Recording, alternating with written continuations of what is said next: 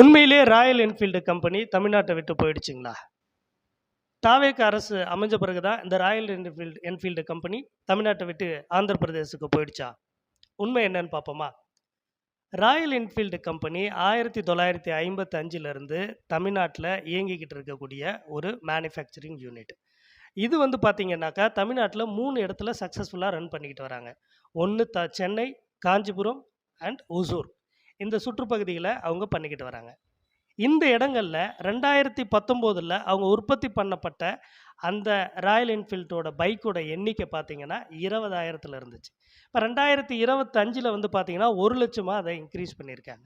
இப்போ 2026லேருந்து 32க்குள்ள அவங்களோட இலக்கு இன்னும் அதிகமாக இருக்கிறதுனால அவங்களுக்கு பக்கத்தில், அதாவது இன்னும் நிர்வாக ரீதியாக டிரான்ஸ்போர்ட் ரீதியாகவும் மிக அருகில் இருக்கக்கூடிய ஒரு இடத்த தான் அவங்க சூஸ் பண்ணி, அதாவது சென்னை பார்டர்லேருந்து 15 கிலோமீட்டர்ஸ் இருக்குல்ல, ஆந்திராவில் அவங்க ஆரம்பிச்சிருக்காங்க. இப்போ நம்ம கேட்கலாம், ஏன் அதை தமிழ்நாட்டிலே ஆரம்பிக்கக்கூடாதா, ஏன் அதை வந்து ஆந்திராவுக்கு போகிறாங்க அப்படின்னு. இவங்க ஆரம்பிச்சிருக்கிற இடம் வந்து ஸ்ரீ சிட்டி அப்படின்னு சொல்லுவாங்க. ஸ்ரீ சிட்டி அப்படின்றது ஆந்திராவில் ஒரு ஸ்பெஷல் எக்கனாமிக்கல் ஜோன். இதனால் central government and state government அதுக்கு அதிகமான சப்சிடி அண்ட் பெனிஃபிட்ஸ் அங்கே கொடுக்கறதுனால ஒரு நிறுவனம் அந்த இடத்துல போயிருக்காங்க. சரி, இந்த முடிவை எப்போ எடுத்தாங்க? இந்த கொள்கை முடிவு, இதுக்கான தாட்ஸ் ப்ராசஸ் எப்போ ஸ்டார்ட் பண்ணாங்க அப்படின்னு பார்த்தா, பிப்ரவரி மாதமே அவங்க ஸ்டார்ட் பண்ணிட்டாங்க. நல்லா புரிஞ்சுக்கிங்க.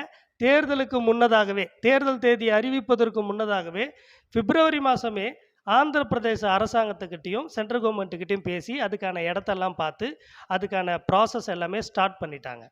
ஒன்லி இது இந்த ப்ராசஸ் அனௌன்ஸ் பண்ணிட்டு இது வந்து பார்த்திங்கன்னா மே மாதம் அனௌன்ஸ் பண்ணுறாங்க. இவ்வளோ தானே தவிர, அன்னைக்கு தொழில்துறை மந்திரியாக இருந்தவர் திமுக சேர்ந்த டிஆர்பி ராஜா அவர்கள் தான்.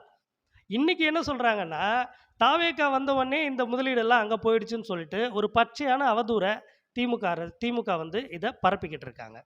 மக்களை இதை நம்பாதீங்க. இன்றைக்கும் ராயல் என்ஃபீல்டோட கம்பெனி தமிழ்நாட்டில் ரன் ஆகிக்கிட்டு தான் இருக்குது. அடிஷ்னல் பெனிஃபிட்ஸுக்காக இன்னொரு இடத்துல அவங்களுடைய பிளான்ட்டை எக்ஸ்பேண்ட் பண்ணியிருக்காங்க. இதுக்கு தாவேக அரசு காரணம் அல்ல. திமுக அரசையும் நான் இதில் குறை சொல்ல. திமுக இருக்கும்போது அவங்களோட நிர்வாக சீர்கேடுனால தான் இன்னொரு பிளான்ட்டு ஆரம்பிக்க முடியாமல் ஆந்திராவுக்கு போச்சு, நான் குறை சொல்ல. ஆனால் தற்செயலாக நடக்கக்கூடிய ஒரு விஷயத்துக்கு ஒரு அரசாங்கத்தின் மீது பழி சுமத்தக்கூடிய அந்த போக்கு இருக்கு இல்லையா, அது மிகவும் அயோக்கியத்தனமானது அப்படின்றது தான் இந்த இது.